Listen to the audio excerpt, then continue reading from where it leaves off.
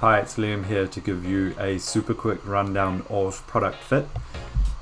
First, let's take a look at the survey we use to measure your product market fit. So this survey will pop up inside your application, targeting the users who have experienced the core value of your product. The first question is the product market fit question, where we're mainly looking for those users who say they would be very disappointed if they could no longer use your product. The second question is the persona question. You can customize this to whatever you like to suit your solution in your industry. So here we've got it set to job title. The third question is the benefit question, where we try and identify the main benefits your target market find with your product. And the last question is the improvements question, where we try and identify the improvements you can work on. So that's all submitted, and let's jump over to product fit and have a look at the dashboard. So here we have loaded up the product market fit survey responses for Superhuman.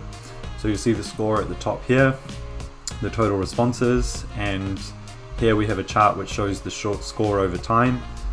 This can be broken down by any user segment that you have, as well as the date range.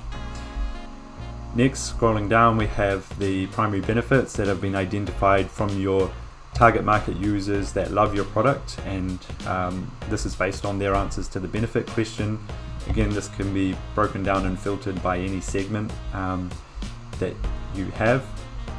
Lastly, we have the improvements question, where we identify the improvements from the improvement question in the survey from the target market, but by default we set it to those users who only somewhat like your product. Let's click on one of these improvements, and we can see the number of occurrences here. Again, this can be broken down by user segment. Let's click on it to explore it some more, and we'll see all of the responses pre-filtered to the calendar improvement that we clicked on. So on the left here we have all the responses to the survey. You don't have to identify your users, so you'll see here they will just say user. If you want to pass in any identifying information, you can always do that. And here we have the answers to the survey questions, and we have highlighted the benefits and improvements in those questions. And lastly, on the right you'll see any information about the user. So by default we'll show what segments they're in, but you can also pass any attributes about the user. And of course we have different filters for the responses, so you can explore them further. That's a quick rundown of product fit. Feel free to check out our website for more information about the survey and the product, and of course you can sign up for free to try out the product and reach out if you need any help.